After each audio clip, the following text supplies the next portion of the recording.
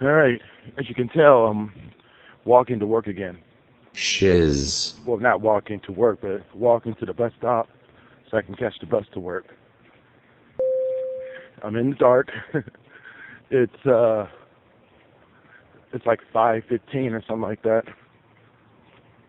August 29th. I got the date right because I checked the date before I started talking. August 29th, 2012, 5:15. And I actually calculated exactly the exact cost of going from my house to work and back home again. And because I wanted to see what is the actual cost, or at least let me get something that I could actually look at. I had an empty tank yesterday morning. I put $4 in the tank. And I'm like, okay, I know $4 will get me to work and back. Sure enough, it got me to work and back. But I came back home with an empty tank of gas. Crazy, huh? It was still enough gas to get to the store, still enough gas to, do small errands around my area where I live. But just think that if I had an empty tank leaving home yesterday morning, going to work, and then coming back home, that's $4 a day that I'm spending on gas. And then you got to calculate car maintenance, mileage in the car. It adds up. So what I'm doing now, let's go back. Here's something else you got to look at. If I caught the train from where I live, which is Howard Station in Austin, going to downtown, it is $5.50 for a day pass. If I catch the bus from which is the 1M, if you live in Austin and you ride the bus, you know exactly what I'm talking about. If I catch the bus from where I live and catch it to the train station Kramer, it's $2 a day because the train has tolls. And right after Kramer, there's a toll, and it's $5.50 per day versus $2 per day if I leave from Kramer, which is closer to downtown. So $2 a day versus $4 on gas. Now, here's the difference. I always have to look at driving in stress, rush hour traffic, versus sitting on my ass and relaxing. The only part is that I have to walk and wait at different locations. I catch the bus to the train station, go downtown, then what I have to do is I have to walk from home, walk about, less than a mile to the bus, wait for the bus, and then catch the bus downtown, or catch the bus over to Kramer, walk over to the train station, and then after getting to the train station, then ride the train, get off at downtown, walk about 12 blocks over to where the Whole Foods shuttle is, and the Whole Foods shuttle bus gets me to work by 8 o'clock. Sounds good, right? Now, here's the other caveat. I have to do this.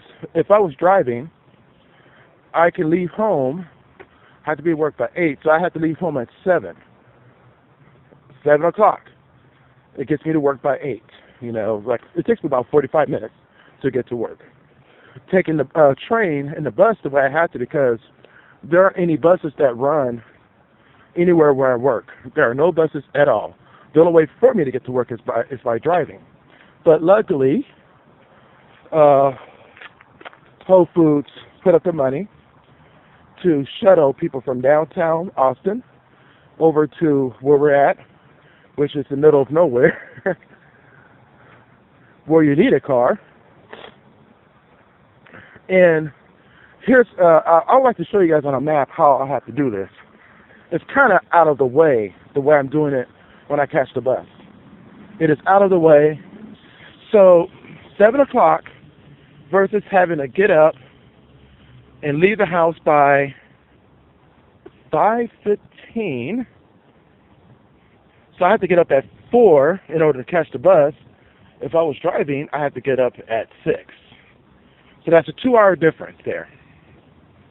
That's the only bad part, really. But once I'm on this bus, I don't have to think about traffic. I don't have to think about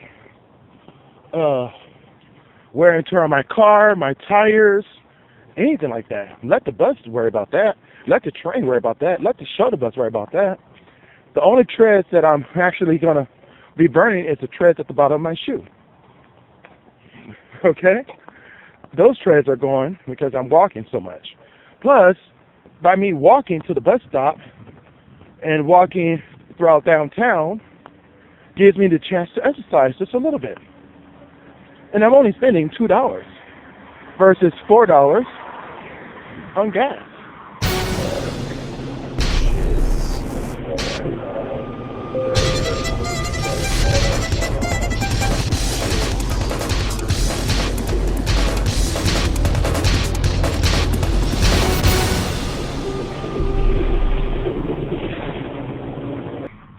I'm making pretty good time right now. I just got off the bus at Breaker and Metric and headed over to the train station now. So this is another part of my walk. This is probably like about a mile or so. Probably a little bit less. Get a good walk in. And that's a good thing, right? And I could wait for the bus over there.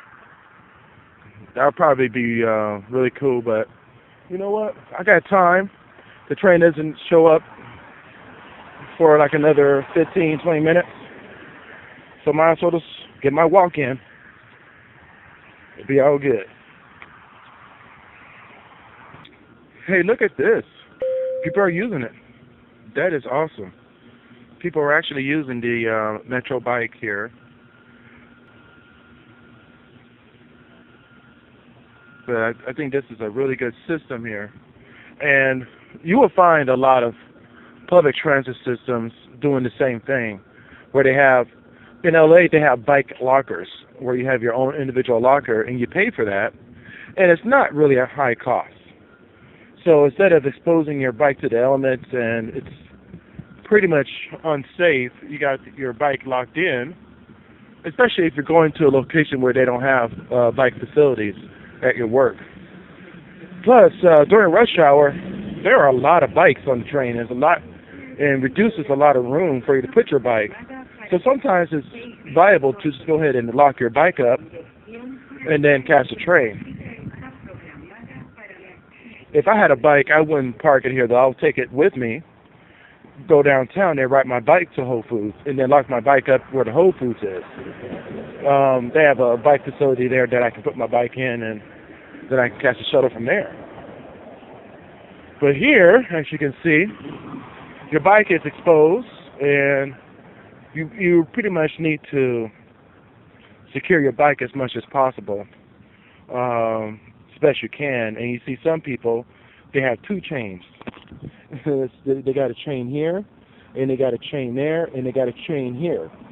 So they're protecting the back and the front and the whole bike as a whole. Plus the bike rack has a chain in itself.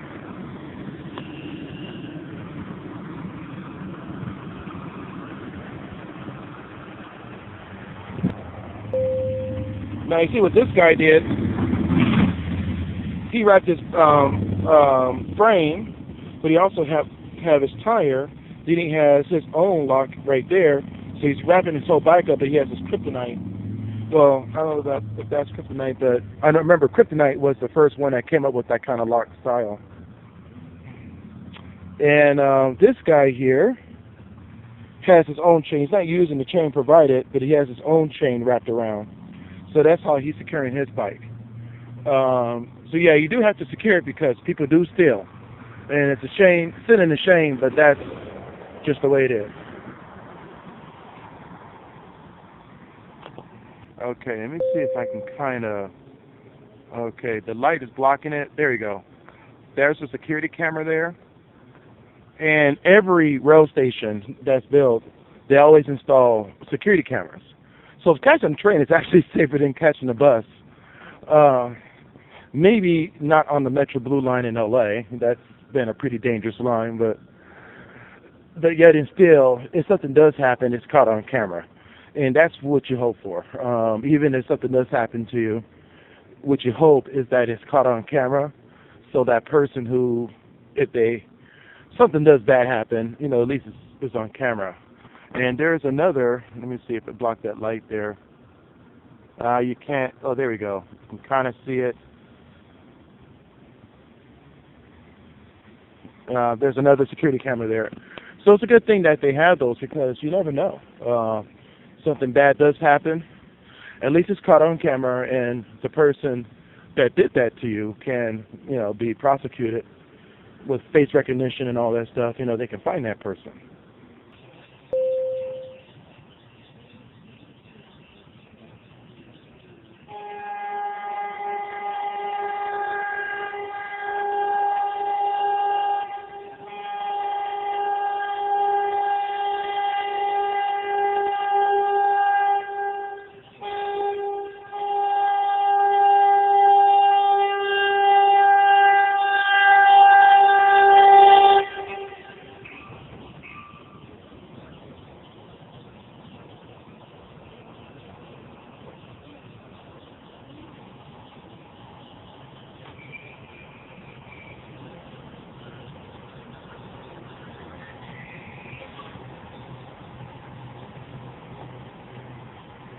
That doesn't look like it's going to topple over. Seriously, it's so skinny. The building's a little bit more.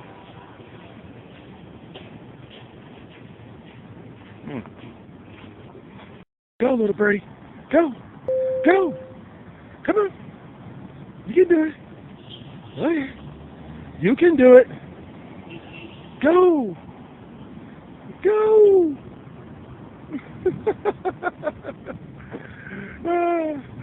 Before I turned the camera on, that bird was running away from me for a good minute. So funny. Bye-bye, birdie.